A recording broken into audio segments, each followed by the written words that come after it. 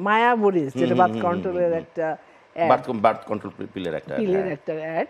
তো তখন তো ভাই আমি বুঝিও নাই যেটা করলে কি কতটুকু খারাপ, কতটুকু সমালোচনা হবে, আলোচনা হবে, এটা আমার মাথার মধ্যেও নাই। করলাম। হ্যাঁ, তারপর এটা আপনার বাড়ি স্টুডিও যে জমিদার বাড়িতে ছিল শুরু হলো এখান থেকে। আমি আর সাধনদা ছিল কিন্তু ক্যামেরাম্যান, সাধন রায়, হ্যাঁ ক্যামেরাম্যান ছিল, করেছি। হ্যাঁ, তারপরে ওইটা কিন্তু তখন দেখাতো বিটিভিতে, তখন তো শুধু বিটিভি ছিল। আর আপনার ছবি শুরু হলে তখন নাকি ওটা দেখাতো আর কি, ওই অ্যাডটা। ওইখান থেকে কিন্তু বেশ পরিচিত হয়ে গেল আর কি। হ্যাঁ, আমার যতদূর ধারণা, তাহলে মানুষ ইন্ডাস্ট্রির লোক কোত্থেকে জানলো।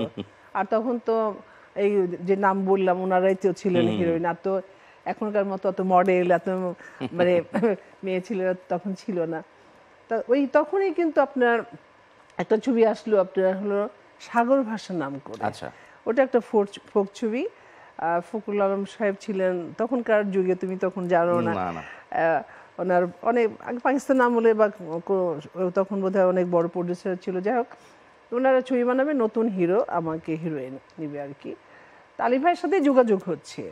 তো ওনাদের অরিজিনাল বাড়ি হলো তোমার খেজুর বাগানে, যে আপনার ওইখানে। আর অফিস বোধহয় আগে ফিল্মের অফিস বোধহয় মতিঝিল ছিল। যাই হোক, ওইখানে আমাদেরকে ডেকেছে আর কি। আলী ভাইয়ের সাথে এসছি, আসার পরে আমাকে একটা পত্রিকা পড়তে দিল। তো স্বাভাবিক, আমি অবশ্যই মফস্বলের মেয়ে, আমার তো আঞ্চলিক ভাষা একটা থাকবে, টান তো থাকবে। তা পড়ছিলাম কিন্তু বাট ওইভাবে একদম বাংলা যে বইয়ের ভাষাটা আসছে, কিন্তু বাট কোথায় একটা টান তো রয়ে গেছে।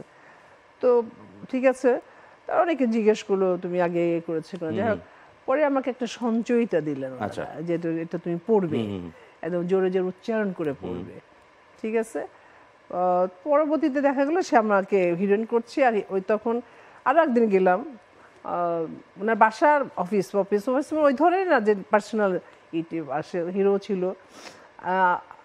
আলমাস সাহেব ছিল, তোমাদের মধ্যে জানো না, মানে ডান্সার, খুব ভালো ডান্স মানে করাতেন। হ্যাঁ ছিল, প্রডিউসারও ছিল। যাই হোক, তারপরে আমাকে কাস্ট করলেন, হিরো ছিল। তারপর শুরু হয়ে গেল ডান্স শিখা। মানে 2-3 মাস পরেই শুটিংটা হবে আর কি। পরে তুমি কিছু শিখে নাও, বা হিরো নতুন ছিল আর কি। পরে আমরা রিহার্সাল শুটিংটা হয়েছিল, ছবিটা হয়েছিল। হ্যাঁ, তারপরে হ্যাঁ করার পরে তোমার মানে শুটিং হবে ধরো 1-2 সপ্তাহ পরে, তখন হলো আমার চিকেন পক্স। ইয়াল্লাহ, তখন তো মনে করো যে অবস্থা। তখন আমার মা চলে এসছে, কারণ আমি এটা কিন্তু আর ওই যে ঘটনা তো বলেই নেই, যে আমি তো পালিয়ে আসলাম, আমার মা কিভাবে আসলো, কিভাবে গিয়ে, অনেক বড় ঘটনা আর কি।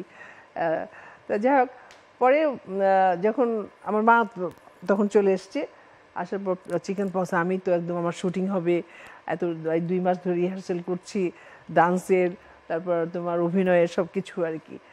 পরে কি করছি, 3-4 দিন পরে, বেশি হয়েছিল না, খুবই কম, 4-5 দিন পরে যখন দেখলাম আস্তে আস্তে শুকিয়ে যাচ্ছে একটু একটু, তখনই কিন্তু তোমার হলুদ লাগানো, কি লাগানো, এটা শুরু করেছে।